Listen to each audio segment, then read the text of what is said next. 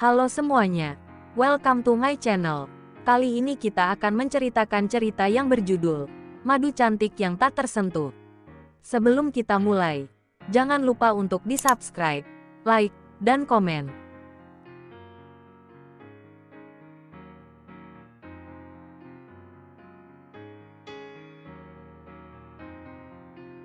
Episode 36, Masa Lalu yang Mengganggu. Rafin hanya menelan ludah. Emangnya kenapa? Yah, kalau dari perhitungan sendiri kan kalian menikah belum ada setengah tahun. Tapi istrimu akan melahirkan di bulan ke-7 pernikahan kalian. Itu artinya Alana lebih dulu hamil kan sebelum kalian nikah? Tanya Belva dengan frontal. Sejenak Rafin termangu. Kemudian benaknya menerawang jauh saat 1 minggu sebelum pernikahannya dengan Alana. Mas, aku hamil. Alana memperlihatkan sebuah tes kehamilan yang bergaris 2 merah. Rafin sempat tercengang saat itu. Kamu yakin? Secepat inikah kamu hamil? Rafin masih tak percaya. Mau mengelak gimana? Mas, hasilnya udah jelas ini. Alana kembali memperlihatkan alat tes pack yang lain. Dari berbagai macam merek dengan hasil yang sama. Semuanya 2 garis merah. Aku hamil. Mas, anakmu. Anak kita. Tekan Alana sekali lagi. Tapi, kita baru melakukan itu sekitar 2 minggu yang lalu. Alana. Apakah ini tidak salah? Rafin terlihat sangat gusar. Ini sungguhan. Mas, saat melakukannya, aku sedang dalam masa subur. Peluang untuk hamilnya pun besar. Jadi, dalam waktu 2 minggu ini benihmu sudah tumbuh dalam rahimku. Seru Alana yang terus meyakinkan. Rafin menunduk dalam. Itu artinya pernikahan mereka harus segera dilangsungkan. Mas, kamu masih gak percaya sama kehamilanku ini? Tanya Alana. Ekspresinya begitu sedih saat itu. Aku bingung. Rafin berujar lemah. Apa yang membuat kamu bingung? Mas, apa kamu masih meragukan ini? Apa semua kata-kata cinta dan setelah apa yang kamu lakukan sama aku itu semua hanya sebuah omong kosong? Alana mulai emosional. Alana, tenanglah. Jangan berpikir seperti itu, ujar Rafin.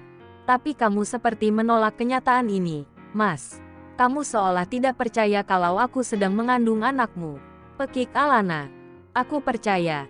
Tapi, kalau kamu gak bersedia mengakui kehamilanku, lebih baik aku bunuh saja anak ini. Alana menyela dengan ancaman. Jangan bicara begitu, Alana. Aku sangat mencintai kamu, kata Rafin. Tapi kamu meragukan aku kan, Mas? Balas Alana. Bukan begitu. Rafin terlihat gusar sekali. Lalu apa? Apa karena keluargamu menolak aku? Kita bisa katakan soal anak dalam kandungan ini sama mereka. Dengan begitu, mereka tidak bisa berbuat apa-apa selain harus menikahkan kita. Ujar Alana. Rafin menggeleng cepat. Itu bukan solusi yang bagus. Jangan. Apapun yang terjadi dengan kita, mereka tidak akan pernah merestui hubungan kita. Alana. Alana mulai terisak. Hidupnya terasa hancur saat ini. Apa yang mau kamu lakukan, Mas? Apa kamu akan meninggalkan aku setelah aku mengandung anakmu? Rafin mengusap wajah dengan gusar. Ia harus berpikir cepat saat itu. Kemudian ia mendekap Alana yang masih terus menangis. Kita akan menikah secepatnya, seru Rafin. Membuat Alana menyeka pipi. Bagaimana kita bisa menikah tanpa ada restu dari keluargamu? Kata Alana. Kita pergi jauh dari sini lalu kita menikah. Tanpa keluargaku, ucap Rafin. Sorot matanya penuh keyakinan. Alana melebarkan mata. Itu artinya, kita kawin lari. Tidak ada pilihan lain. Alana. Rafin menangkupkan kedua tangannya di sisi wajah Alana. Tapi, bagaimana dengan keluargamu, Mas? Alan terlihat resah. Kita akan menikah dan tinggal di luar daerah.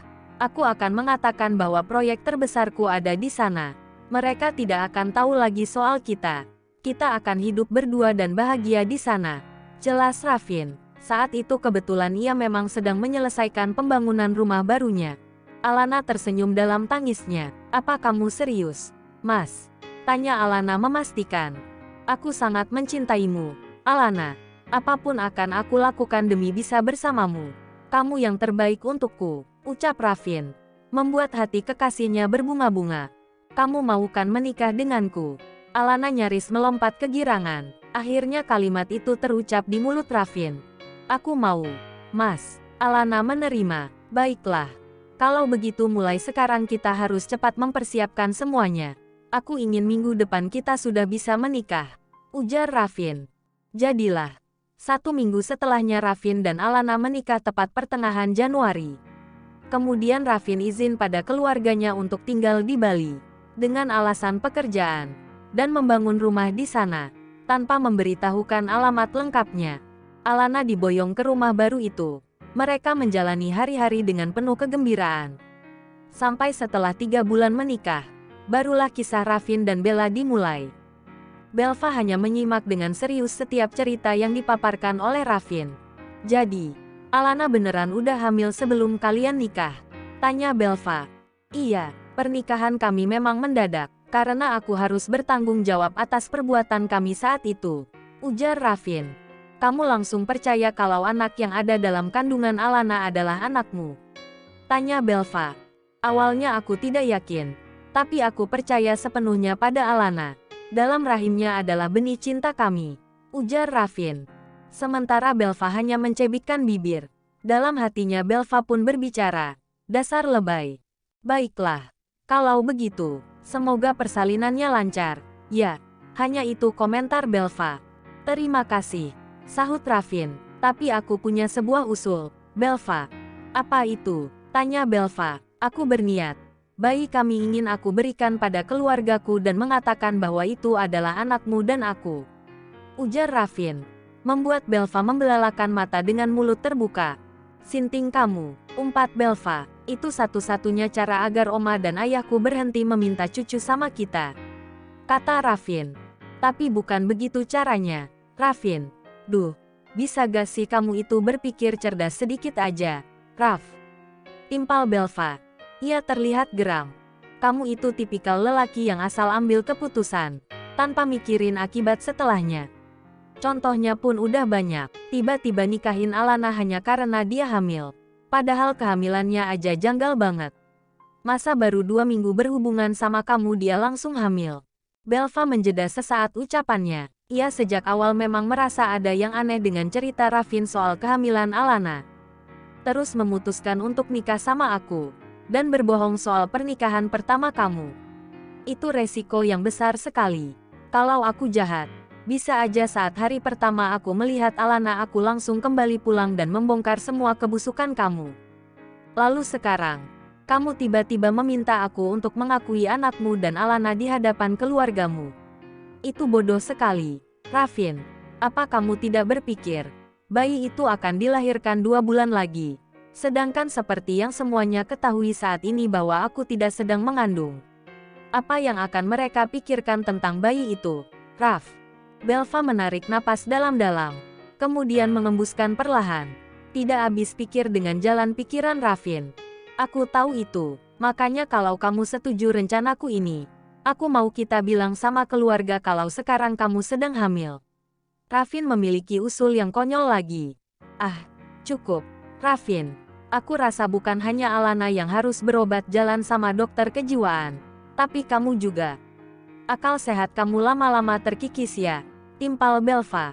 Dengar, Raff, saat ini yang lebih baik untuk kita lakukan hanyalah fokus pada urusan kita masing-masing. Terutama kamu dan Alana. Belva berujar tegas. Jangan khawatirkan soal anak, aku kan sudah bilang. Banyak alasan yang bisa kita berikan sama keluarga soal itu. Dan, aku rasa perbincangan malam ini sudah cukup. Aku sangat lelah sekali, ucap Belva. Raffin pun terdiam. Apa yang dipaparkan oleh Belva semuanya benar. Idenya sangat buruk soal pengakuan anak di hadapan keluarga. Usia bayinya pasti akan menjadi tanda tanya besar untuk keluarga mereka nantinya. Jadilah, Raffin tak punya pilihan selain mengikuti alur kehidupannya saat ini. Malam itu, Belva kembali tidak bisa tidur. Sementara Raffin sudah kembali ke kamar utama. Ia mengusap lembut rambut Alana kemudian mencium perutnya yang semakin membesar. Saat akan berbaring di sebelah sang istri, terdengar suara ponsel bergetar dari arah nakas di sebelah Alana. Raffin mengerit keheranan. Sejak kapan ada ponsel di dalam nakas itu? Ia pikir itu adalah ponsel istrinya. Tetapi saat menoleh ke nakas sebelah ternyata ponsel Alana tergeletak di sana tanpa menyala. Sementara ponselnya pun ada di nakas sebelahnya.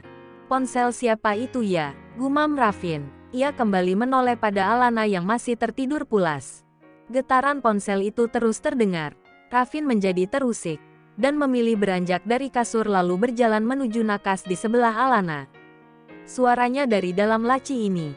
Raffin kemudian perlahan membuka laci itu. Dahinya berkerut saat melihat sebuah ponsel menyala di sana. Jantungnya berdegup lebih cepat saat melihat nama pemanggil di layar ponsel asing itu. Titan Kaling. Raffin mengepalkan tangan. Ia hanya bisa menarik napas dalam dan mencoba tetap tenang. Apa-apaan ini? Jadi, Alana dan mantannya itu masih sering berhubungan. Sialan, umpat Raffin. Kemudian ia menolak panggilan itu. Raffin merasa kesal sekali. Karena ia memang tak pernah mengecek barang-barang atau benda apa saja di rumahnya termasuk di kamar. Jadi, ia tidak pernah tahu kalau Alana menyimpan ponsel lain di nakas itu. Ponsel itu kembali bergetar. Panggilan dari Titan terpampang di layar. Hampir saja Raffin membanting ponsel itu kalau tidak teringat bahwa Alana sedang hamil. Ia benar-benar kesal. Kali ini tidak bisa lagi dibiarkan. Ia harus membereskan semuanya satu persatu. Dimulai dari pria bernama Titan itu. Raffin keluar dari kamar dan menerima panggilan itu. "Hai, kok lama banget jawabnya? Apa kamu sibuk?" kata suara pria di seberang panggilan. Raffin sengaja tak bersuara. Ingin benar-benar memastikan siapa pria itu. "Halo, Alana, sorry. Aku tadi masih dalam perjalanan. Apa suamimu benar tidur di kamar Belva?" Pria itu kembali bertanya. Kali ini Raffin tidak tahan lagi. Apalagi saat mendengar pria itu menyebut nama istri mudanya. "Apa urusanmu dengan keluargaku?" Keparat. Raffin tampak geram. Sepertinya pria di seberang telepon pun cukup tersentak kaget saat yang menjawab itu bukanlah Alana.